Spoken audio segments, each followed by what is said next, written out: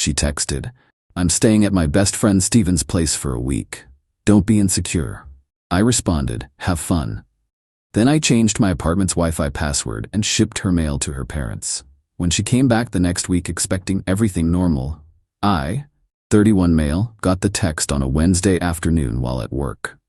My girlfriend Natalie, 29, and I had been together for 2 years, living together for the past 10 months in my apartment. "Hey babe, Steven's going through a rough patch with his breakup. I'm gonna stay at his place for a week to help him out. Don't be insecure about it. You know he's just my best friend. I'll be back next Thursday. Love you." Steven, her best friend from college who coincidentally only texts her after 10 p.m. The guy who accidentally called her beautiful at her birthday party. The same dude who told me I was lucky to have her while staring at her chest. I stared at my phone for a good minute. She wasn't asking, she was telling me, and preemptively calling me insecure for any reasonable concern I might have. I typed back, "Have fun." She responded with heart emojis and "Thanks for understanding, babe. You're the best." Yeah, the best, all right. I left work early that day. Not angry exactly, more like clarity had suddenly hit me. This wasn't the first boundary she'd pushed. Last month, it was drinks with her ex just to catch up. Before that, a weekend trip with her male coworker to a work conference that turned out to be optional. Each time I expressed discomfort, I was controlling or insecure or toxic. Each time I eventually caved, apologized for my trust issues, and she'd reward me with affection for a few days before the next test. But staying at another man's apartment for a week, while telling me not to be insecure about it? That wasn't a boundary push. That was a boundary demolition. I got home and looked around my apartment. Her stuff was everywhere. Her skincare products colonizing my bathroom, her clothes taking up 80% of my closet, her decorative pillows that served no purpose, her meal prep containers filling my fridge. She'd moved in gradually.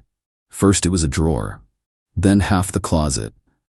Then she was getting mail here. But she never got added to the lease, never contributed to rent because she was saving up. Her name wasn't on any utilities. I pulled out my laptop and got to work. First, change the Wi-Fi password. She worked from home 3 days a week. Good luck with that.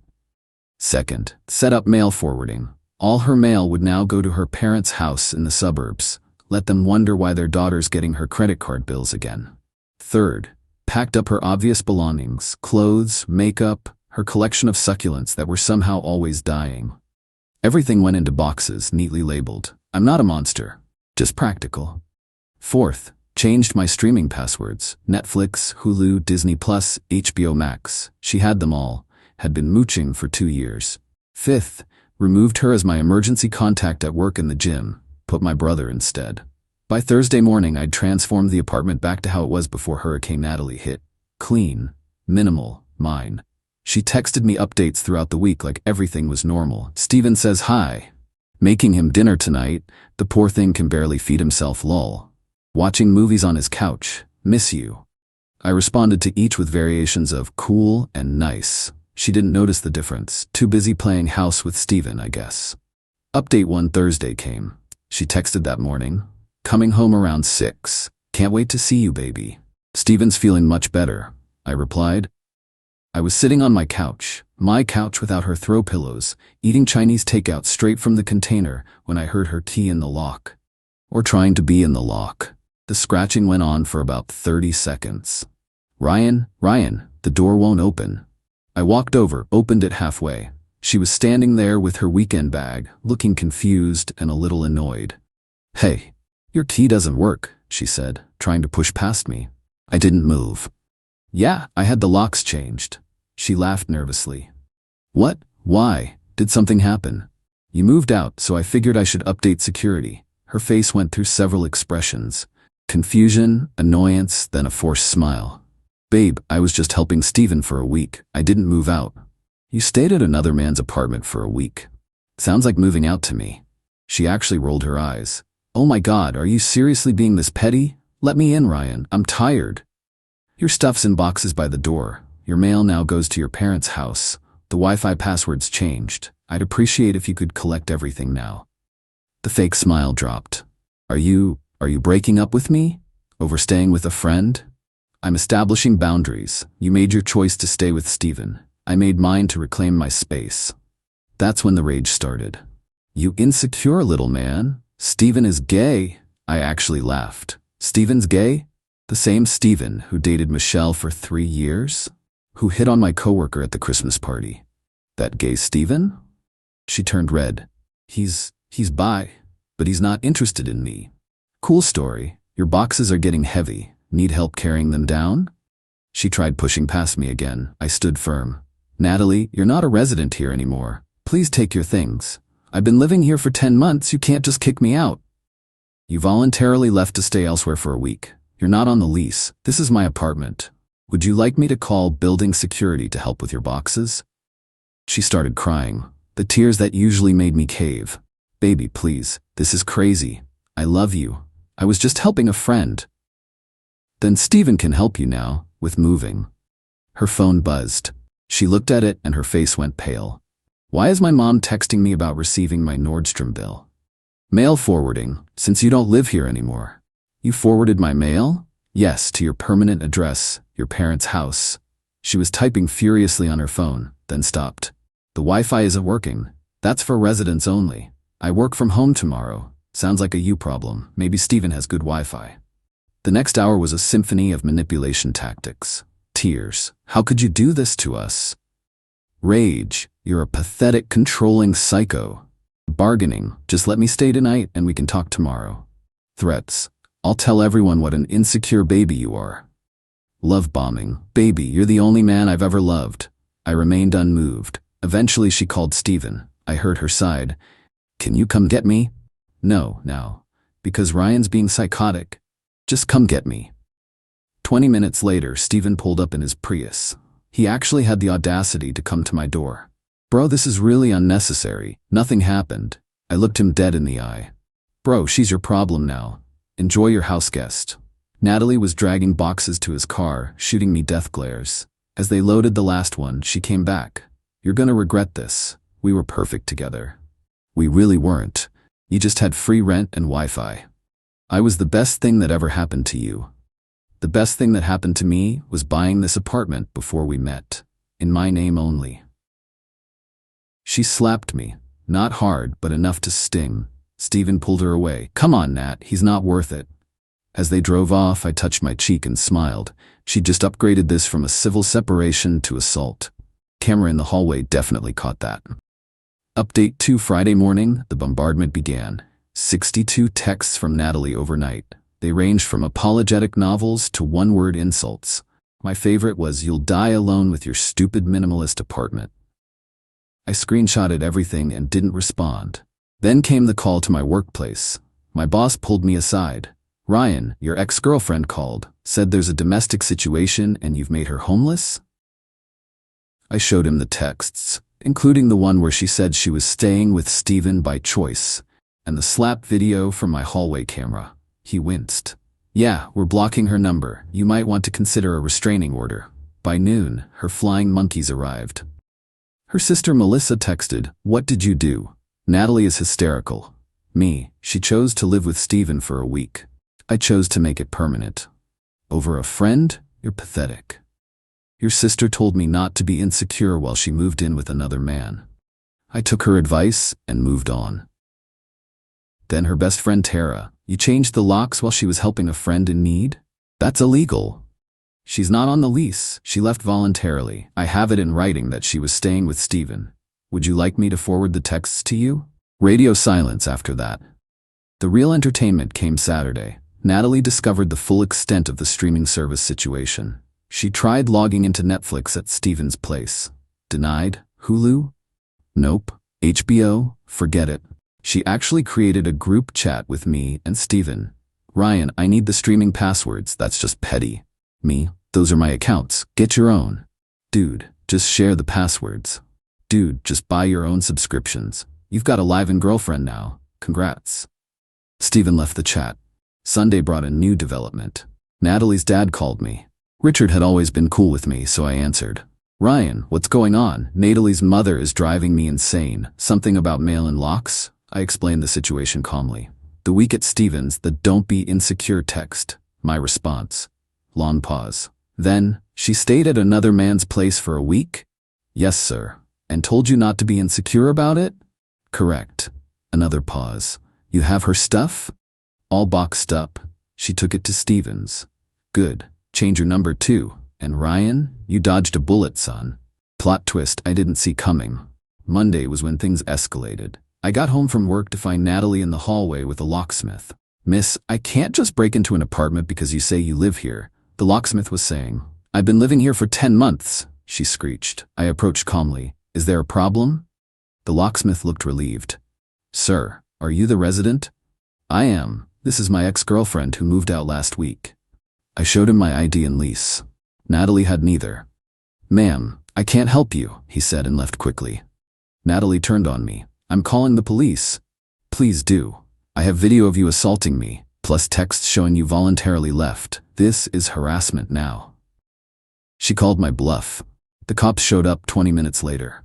Update 3. The officers listened to both sides. Natalie claimed illegal eviction. I showed them the lease, my name only, her texts about staying with Steven, the video of her slapping me, the fact she'd already removed all her belongings. Ma'am, the older officer said, you have no legal claim to this apartment. You left voluntarily, you're not on the lease, and you've already collected your belongings. If you continue harassing this man, you'll be arrested. For what? You assaulted him on camera. He could press charges right now. She looked at me with panic. I shrugged. I just want to be left alone.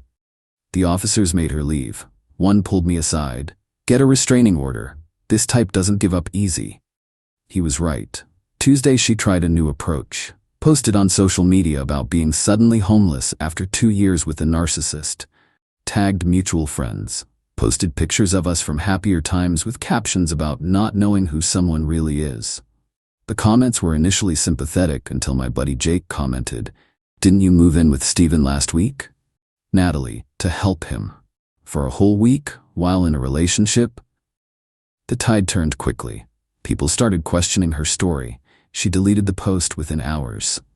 Wednesday brought the funniest development. Steven texted me. "Steven, bro, you need to take her back." Me, "No thanks. She's driving me crazy. She doesn't work, doesn't clean, just complains about you all day." Sounds like a you problem. This isn't funny. She's expecting me to pay for everything. She ordered $200 of sushi last night. Better upgrade that Hulu account. She likes to binge watch. Seriously? You wanted her. You got her. Enjoy. Thursday, exactly 1 week after she'd returned, the extinction burst happened. I was at work when security called me. Natalie was in the lobby of my building, telling anyone who'd listen that I was an abuser who'd stolen her home. I came down with my phone recording. "Natalie, you need to leave. This is my home. You moved out. You live with Steven now. That was temporary. So is this. Security, please escort her out." As they removed her, she screamed, "You'll pay for this. I'll ruin you." That was enough. I went straight to the courthouse and filed for a restraining order. Included all the evidence, texts, videos, witness statements. Granted temporarily, hearing set for next month. Update 4. The restraining order being served sent Natalie nuclear. She couldn't contact me directly, so she went after everything else. First, she tried to get me fired, called my HR department claiming I was dangerous and unstable. They asked for evidence. She had none. Meanwhile, I had a paper trail of her harassment. HR ended up sending her a cease and desist letter. Next, she went after my reputation. Created fake dating profiles with my photos and offensive bios. My brother found them and reported them all. We tracked the IP address, all created from Steven's apartment. More evidence for the permanent restraining order. Then came the financial warfare. She tried to access my credit cards. She'd memorized numbers from online shopping. Caught immediately thanks to 2-factor authentication. The attempted fraud just added to my legal case. Steven, meanwhile, was falling apart. He called me from a different number. I'd blocked his main one. "Please, man, you have to help me. She's insane. I told you not to contact me. She's destroying my apartment. She threw my PlayStation out the window. Sounds expensive. She's saying if I kick her out, she'll tell everyone I assaulted her. Wow, that sounds familiar, almost like a pattern of behavior. What do I do? Get a lawyer, document everything, and maybe next time don't help steal someone else's girlfriend." He hung up. 2 weeks later, the permanent restraining order hearing arrived. Natalie showed up with her hair dyed black, wearing glasses I'd never seen, trying to look serious. She told the judge I'd made her homeless through manipulation and abuse. The judge asked for evidence. She had none. I had 247 threatening texts, video of assault, police reports, witness statements, proof of harassment at work, fake dating profiles, attempted credit card fraud. The judge granted a 2-year restraining order. Natalie started sobbing. "Your Honor, where am I supposed to live? That's not Mr. Ryan's concern, ma'am. You chose to leave his apartment. The consequences are yours to handle." Outside the courthouse, her mom was waiting. She looked exhausted. "Ryan," she said quietly, "I'm sorry. We didn't raise her to be like this." I just nodded and left. Update 5. Final 3 months have passed. Here's where everyone ended up. Natalie. Last I heard through the grapevine, Steven kicked her out after she cheated on him with his roommate. She moved back with her parents at 29 years old, posted about starting fresh and leaving toxic people behind before making her profiles private. Apparently working part-time at a juice bar now since she got fired from her remote job for never actually working. Steven. Tried to reconnect with our friend group. Got shut down hard. Nobody wants to hang with the dude who enabled this whole mess. Moved to a studio apartment after his roommate left, still paying off the PlayStation. Natalie destroyed. Me. The apartment's never been better. Turned her former closet space into a home office. Actually started dating someone new. Met Anna at a bookstore. When I told her this story on our 3rd date, she said, "So you're telling me you have strong boundaries and your own place? Marry me." We laughed, but honestly, she's pretty great. She has her own apartment and we're taking things slow. The best part, she actively makes fun of people who use insecure as a manipulation tactic. Richard, Natalie's dad, actually reached out last month, invited me for a beer. Told me Natalie's been in therapy, finally diagnosed with narcissistic personality disorder. He said she's refusing treatment because the therapist doesn't understand her. "You got lucky," he said. "My wife and I have been dealing with this for 29 years. At least you got out after 2. The restraining order is still active. She tried to contact me once through a fake Instagram account, reported it, and she got a warning from the police. Haven't heard anything since. My brother summed it up best. She played a stupid game and won a stupid prize, living rent-free for 10 months, then throwing it away to play house with some dude for a week? That's next-level dumb." Looking back, the red flags were everywhere. Never had her own place, always lived with boyfriends or parents. Every ex was crazy or abusive. Constantly tested boundaries, then gaslit me when I pushed back. Zero financial responsibility, but expensive tastes. Used emotional manipulation like a weapon. The week with Steven wasn't the problem. It was the symptom of a much bigger issue. She genuinely believed she could do whatever she wanted, and I just accept it. She'd gotten away with it before. Multiple times, probably. Not this time. To anyone reading this in a similar situation, when someone tells you not to be insecure about obviously disrespectful behavior, they're telling you exactly who they are. Believe them, and then protect yourself. Don't set yourself on fire to keep someone else warm, especially when they're already at someone else's house, warming themselves by their fire. Oh, and always, always, keep your apartment in your name only. That saved me from what could have been a legal nightmare. Peace out, Reddit. I'm gonna go enjoy my drama-free life with reasonable people who understand boundaries. Edit. Since everyone's asking, yes, the slap video was crucial. Always have cameras in common areas if legal in your state. That $50 hallway camera saved me thousands in potential legal fees. Edit 2. To the people saying I should have communicated better, I communicated fine. She just didn't like what I had to say. There's a difference between communication and compliance. She wanted compliance. I chose self-respect.